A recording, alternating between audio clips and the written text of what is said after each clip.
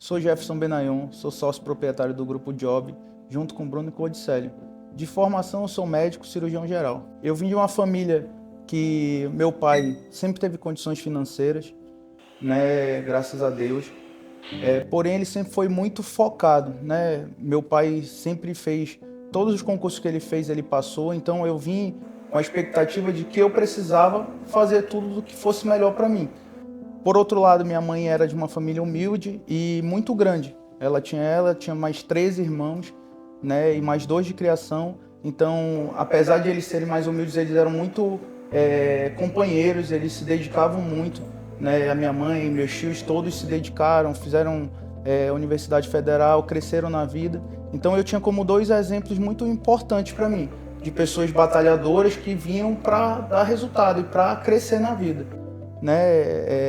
Então, assim, eu desde pequeno eu sempre tive como foco o resultado, né? Desde sempre, desde o colégio, sempre, desde da infância. Quando chegou ali próximo a escolher a faculdade que eu deveria fazer, não teve outra coisa também. Eu sempre tive um foco voltado para o dinheiro, necessariamente, para o empreendedorismo. Só que, com o auxílio do meu pai, ele me mostrou que o caminho melhor era, e mais fácil para chegar nesse momento, era partir para a faculdade de medicina. Naquela época que eu fiz faculdade vestibular de medicina, a faculdade de medicina era uma faculdade que tinha poucos profissionais ainda, então a chance de tu ser bem sucedido era muito maior pela menor concorrência. Na época estava começando ainda essas faculdades particulares, então formavam poucos médicos e o caminho era esse. Então eu enveredei para esse lado da medicina, e durante toda a faculdade de medicina eu sempre foquei de que no final dela eu seria o dono de uma clínica ou ia pegar esse caminho do empreendedorismo. Assim, os principais valores que a minha família me trouxe primeiro deles é família acima de tudo, o amor entre mim, meus irmãos e meus pais, né? O companheirismo, a humildade principalmente, né? A gente nunca pode achar que a gente sabe tudo, então são os principais valores, né? O amor e o companheirismo. Então, é uma história até engraçada, porque quando eu acabei a faculdade de medicina, eu comecei a trabalhar como médico, enfim, aqueles plantões eternos, 24 horas, 48 horas, plantão atrás do outro, dormindo pouco, 2, 3 horas. E em algum momento, já com algum dinheiro guardado, surgiu a oportunidade de eu abrir um restaurante, né? Então, naquela época, eu e mais 2 amigos decidimos que íamos abrir um restaurante. Na época tinha uma febre de restaurante de sushi e a gente resolveu empreender inicialmente com isso, com um restaurante de sushi. Nessa mesma época que eu abri o restaurante, eu passei na residência médica para cirurgia geral, então no caminho eu fazia a residência de cirurgia e tocava o restaurante junto com meus sócios, né? Foi um aprendizado muito grande naquela época, porque, enfim, tu é médico, tu quer ser empreendedor, mas tu não entende nada disso, né? Então, nada melhor do que um negócio na prática, desde o zero, para te trazer para o mundo real, que ser empreendedor não é tão fácil quanto parece, né? Tu ter folha de funcionário, tu ter todas os problemas que tu ter pessoas trabalhando para ti envolve, sem contar estoque, produção, atendimento ao cliente, entre outras coisas. Então, o desafio, como eu te falei, foi esse. Primeiro, tu abrir alguma coisa do zero, sem saber muito bem como gerir, né? Depois de um tempo eu percebi que, na minha percepção, a melhor coisa que eu poderia empreender era na minha própria área. Por quê? Uma área que tecnicamente eu tenho maior domínio, né? E que eu vou ter maior possibilidade de ser bem sucedido, na minha percepção, né? Nada contra as pessoas que vão para as outras áreas. Então, naquele momento que eu percebi isso, eu resolvi me desfazer do restaurante, vendi minha parte da sociedade, e foi o momento mais ou menos que eu acabei a residência médica. Nesse momento que eu acabei a residência médica, eu já era amigo do Bruno, né? Nós conversávamos muito sobre estratégias de negócio, e naquela época ele tinha uma clínica odontológica, na verdade 2, e aí ele teve a oportunidade de iniciar uma clínica, que era uma franquia, lá do sul do país, e ele me chamou para a gente conhecer o negócio numa cidade chamada de Montes Claros, lá em Minas Gerais. A gente pegou um avião, foi do dia para a noite, ó, vamos conhecer como é essa franquia? Rapaz, vamos ver o que vai dar. A gente viajou com a ideia de conhecer e voltou com a empresa comprada, né? Sem dinheiro nenhum, só com o sonho e a dívida, né? E aí, mas por outro lado, era algo que era dentro da nossa área, dentro do nosso domínio, que a gente imaginava que ia fazer acontecer e dar certo. Então foi por esse caminho que a gente iniciou aí a caminhada da área da saúde. Então, na verdade, cara, eu acredito que o fracasso ele é muito bom pro aprendizado, né? A gente não pode encarar o fracasso como o final. A gente precisa encarar o fracasso como um aprendizado, né? O fracasso ele faz parte do processo, né? Se tu me falar a pessoa que, eu nunca tive um fracasso, sim, pode ser, mas não acredito que seja verdade, porque ele faz parte do processo do aprendizado.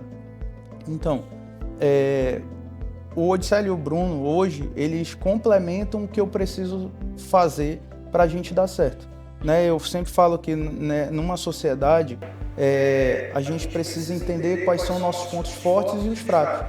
Hoje, atualmente, no nosso grupo, a gente faz tudo meio que numa mesa redonda, a gente decide tudo junto, mas por outro lado, cada um tem um aspecto melhor do que o outro, né? O Bruno é mais comunicador, o Bruno é muito mais comercial, ele é um cara que vai para cima de resolver a parte comercial. O Odicélio é muito mais operador, né? Ele é um cara que ele tá lá para frente, como assim na palavra assim, é o CEO da empresa, é o cara que tá no dia a dia, é o cara que puxa o ritmo, toca o bumbo, né? O que a gente sempre fala isso, que é o que toca o bumbo. Então, no final, eles são muito importantes para mim porque se vocês forem ver em qualquer lugar, se tu acha que tu tem um ponto fraco, traz alguém para tomar esse lugar do ponto fraco, né? Foca no que tu é mais forte e deixa as outras pessoas focarem no que tu é mais fraco. Então, na verdade, o que acontece quando eu conheci o Odicélio, né? Ele tinha acabado de acabar a residência de cirurgia geral em Salvador e ele estava voltando para Manaus para assumir a direção de um plano de saúde grande aqui.